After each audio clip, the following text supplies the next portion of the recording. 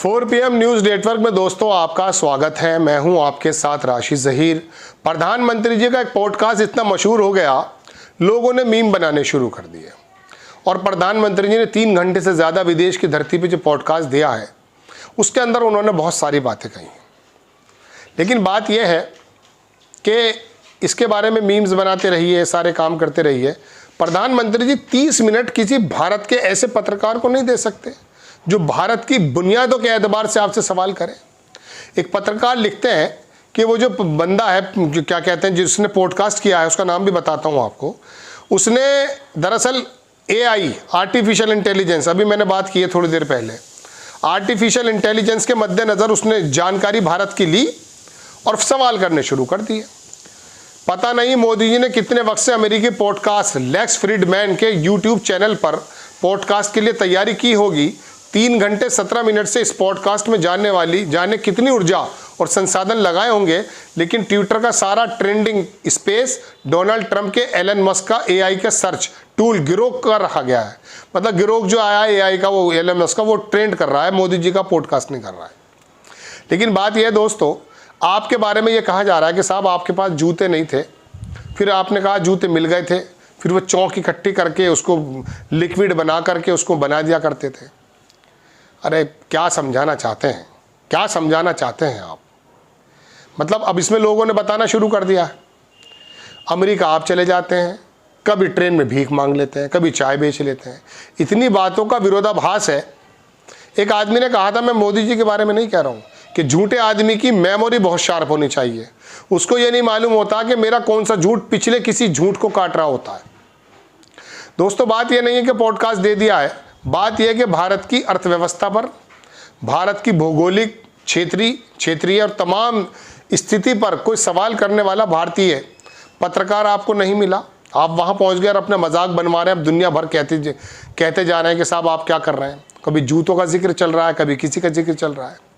एक फिल्म आई थी, राजकुमार संतोषी ने बनाई थी दोस्तों, आमिर खान सलमान खान की थी, नाम मेरे जहन से निकल रहा है। मेरा भी रात को चक्षु खुलते हैं, थोड़ा रमज़ान की वजह से जो है ना, दिमाग के चक्षु कम खुलते हैं। अंदाज़ अपना अपना, देखिए क्या याददाश्त हो रही है। खैर साहब, बूढ़े हो गए हम भी।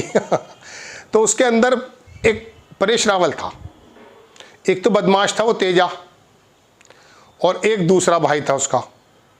तो वो जो था बदमाश वाला तेजा परेश रावल, वो सपने बनाता रहता था, इतनी मुर्गियाँ, इतना मेरा फार्म होगा, ये मैं करूँगा, इतने अंडे होंगे, फिर इतनी मुर्गियाँ निकलेंगी, फिर इतने अंडे होंगे।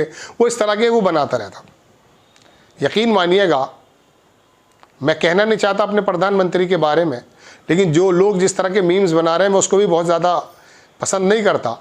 लेकिन मैं कहना ये चाहता हूँ कि आप जिस जगह जाते हैं, मेरा बड़ा नाता रहा है। तक्षशिला आप कहीं और बता देते हैं, होते कहीं और है। मतलब आप इंजीनियर्स में बैठ के आप ही भाषण देंगे, फाइनेंशियल लोगों में भी आप ही बोलेंगे। ये जयशंकर वगैरह क्यों रखे हुए हैं भाई? इनका भी तो कुछ काम है या नहीं?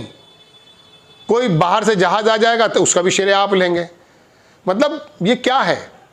एक फिल्म और आई थी संजीव कुमार की, उसके अंदर बहुत सारे रोल थे उसके, लेकिन वो अदाकार तो था।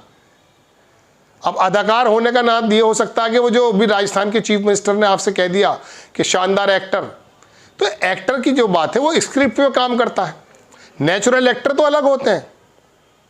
तो दोस्तों बात यह है कि पॉडकास्ट में आपने 3 घंटे दे दिए, वहाँ जो सवालात हुए हैं उसमें गुजरात के मद्देनज़र बहुत ज़्यादा बातें नहीं हुई, लेकिन अगर पूछ बैठता वो AI वाला, हालांकि वो प्री प्लान्ड स्क्रिप्टेड था, लोग ऐसा बता रहे हैं, लेकिन 3-3 घंटे का समय आपको मिल जाता, 30 मिनट का समय नहीं मिल पाता। एक बार आए थे प्रेस कॉन्फ्रेंस करने दिल्ली में, पत्रकारों के गले सूख गए।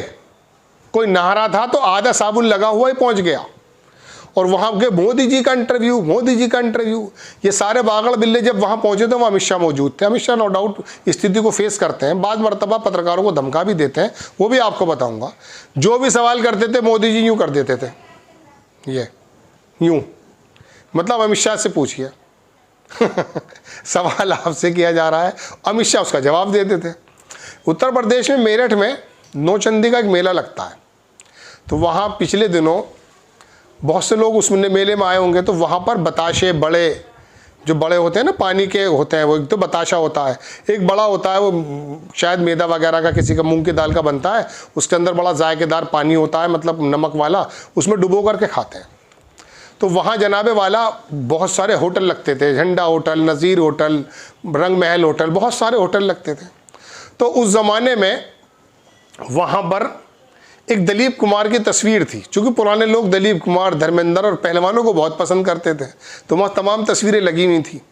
तो दिलीप कुमार की तस्वीर लगी हुई थी। अब उस ज़माने में तस्वीर भी ऐसे नहीं होती थी जो आप समझ रहे हैं कि फ्लैक्स पे बना दी गई, वो लकड़ी का कटआउट होता था, समझ गए आप, उस पर ही वो फ़ोटो लगा दिया करते थे।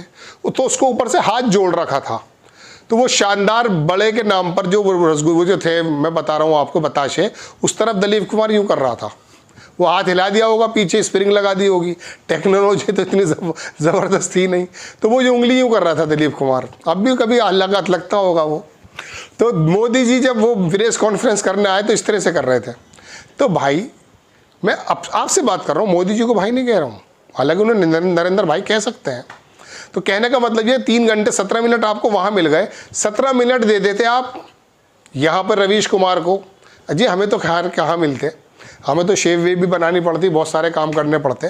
खैर कहने का मतलब ये है दोस्तों कि वो जो बहुत ज़बरदस्त इंटरव्यू करते हैं प्रधानमंत्री जी की जो, और उस समय क्या होता है कि वो चैनल का मालिक ही आ जाता है, अक्सर बड़ा आदमी आ जाता है और आके वही करता है बात, और वो बड़े ऐसे सवाल पूछता है जैसे फूल आहिस्ता फेंको, ऐसे सवाल फेंकता है।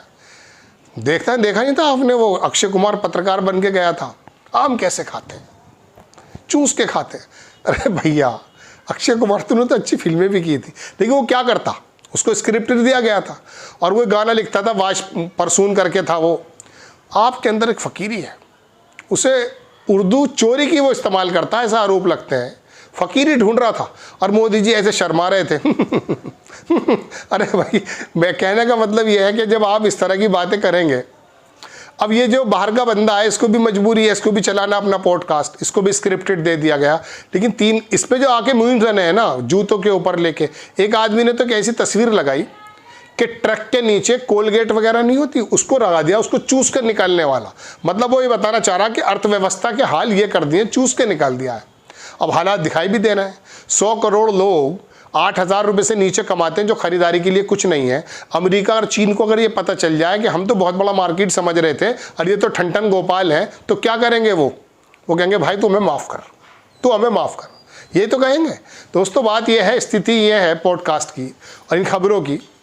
देश के अंदर इतना बड़ा मीडिया संस्थान आपके खरीदे हुए हैं, ऐसा आरोप लगता है। आप कोई इंडिपेंडेंट आदमी ढूंढिए, कहिए कि नहीं इससे बात करेंगे, दीजिए जवाब उसको, वो आपसे बात करेगा। लेकिन चूंकि मालूम है कि बखियाँ उधेड़ दिए जाएंगी, सवाल कर दिए जाएंगे। ये मनमोहन सिंह थोड़ी है कि प्रणब रॉय वहाँ पर बैठ करके सवाल कर लेता है। मनमोहन सिंह जब विदेश जाते थे पहले यहाँ प्रेस कॉन्फ्रेंस करते थे, फिर वहाँ करते थे, जिसको कह रहे थे आप मौनी बाबा, जिसका मजाक उड़ाया। बदकिस्मती है हमारी और आपकी, मनमोहन सिंह का मजाक उड़ाना, जिसने देश के लिए ऐसा काम कर दिखाया। आपको खबर कैसी लगी अपनी राय कमेंट्स बॉक्स में ज़रूर दीजिए। चैनल को सब्सक्राइब कीजिए, शेयर कीजिए। नेक्स्ट टाइम मैं किसी खबर के साथ हाजिर होता हूँ। जय हिंद।